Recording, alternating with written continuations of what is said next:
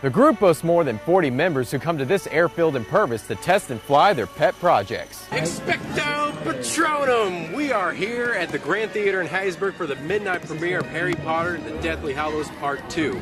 And even though the weather is bad and there is no spell that can undo it, these fans are here and dedicated and wanting to see this film. So right now we're going to speak to a few of them. It's building hope from the ground up as Home and Garden Television, along with the local contracting crew, help out one Petal family ravaged by February's tornado. All right, I'm here at the dreaded ravine battle. You can hear behind me the most terrifying instrument of all, the bagpipes playing. And everyone from all the land has gathered here to watch two teams fight to the death. What's going to happen is that the two teams will meet in the middle and then separate, and that's when the battle begins. Consumers are rejoicing in the bill's passing, but won't be able to tap the keg until July 1st when it becomes law. According to Kaylee Townsend, the man was staying in this apartment right behind me. The man crawled into the attic, busted through the firewall, and fell through their apartment. And coming to Bucks Village is a lot like stepping back in time. Join me, Mercer Morrison, as I go on the road to discover interesting places you may not have known about. Tune in every Wednesday in February for my special 4-part series, In Your Own Backyard. Gotta go.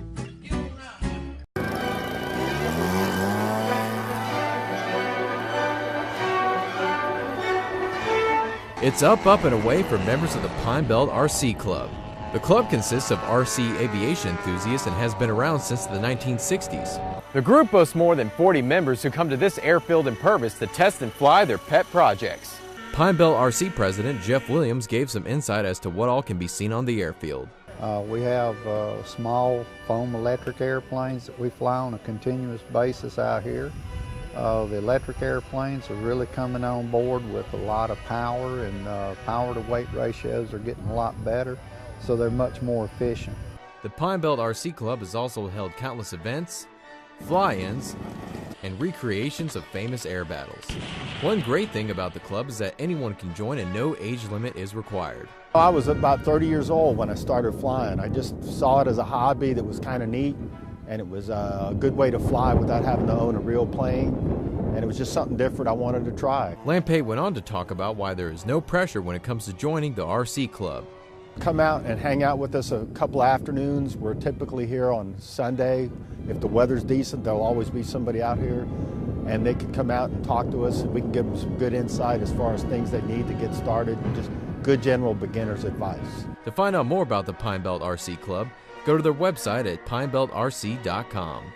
In your own backyard, I'm Mercer Morrison for 7 on Your Side. It's building hope from the ground up as Home and Garden Television, along with the local contracting crew, help out one Petal family ravaged by February's tornado. We kind of saw it as a blessing, as a gift. Jeff and Ashley West's house was destroyed by the tornado earlier this year. That's when Jeff's sister entered them into a lottery for Catastrophe Inc. on HGTV, a new show about a team of designers and builders helping families in need after natural disasters. When the couple was selected, that's when HGTV stepped in. Jeff and Ashley really stuck out to us. Jeff, he's very involved in the community. He's a youth minister at a local church, and Ashley is also a student. She's going to be a counselor as well for the youth. We just loved them. They're dynamic, fun, sweet, young couple, newly married, just starting their lives together, and we thought it could be really great to come in and help them get back on their feet. Construction on the new home started early Friday morning and is expected to be completed this Wednesday, a feat that head contractor and friend Brad Baggett says he couldn't have done without his crew. The people are just amazing, very supportive, and it's just been amazing. It's not me, it's my crew, man. They have been awesome. We basically have had a lot of things go our way, and we're way ahead of schedule. We worked around the clock. I'm working on about 2 hours of sleep right now. The new home will include the usual surfaces, countertops, and all the trimmings, but it will also include a storm shelter in the backyard, able to hold up to 10 people. Details of the home have been kept from the West since the beginning and has the couple anxious for the reveal. We're anxious a little bit. We know that Wednesday is probably going to have a lot of emotion tied in with it, that we'll be, we'll have a lot of joy, and, the biggest thing, though, will be being back at our home, and we're just really excited about that part.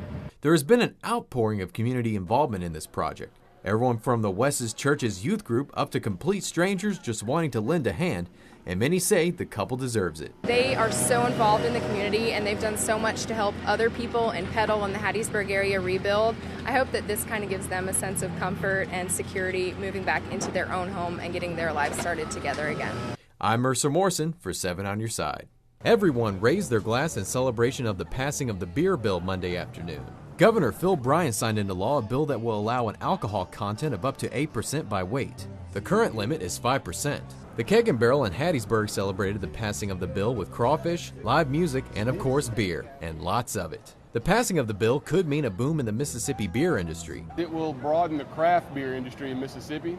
So what that means is products that are treated like fine wine. People that travel and they collect these beers, we'll have a broader range of those in Mississippi now. So it's more opportunity for our businesses, retail outlets, restaurants and bars, as well as our brewery. We have one brewery in the state. I expect we'll have more opening within the next year or two. And patrons welcome the stronger brew. Just because Mississippi has a bunch of dry counties doesn't mean we have to suffer lower quality beer. It kind of brings us up to date with the rest of the U.S. Consumers are rejoicing in the bill's passing but won't be able to tap the keg until July 1st when it becomes law. I'm Mercer Morrison for 7 on Your Side.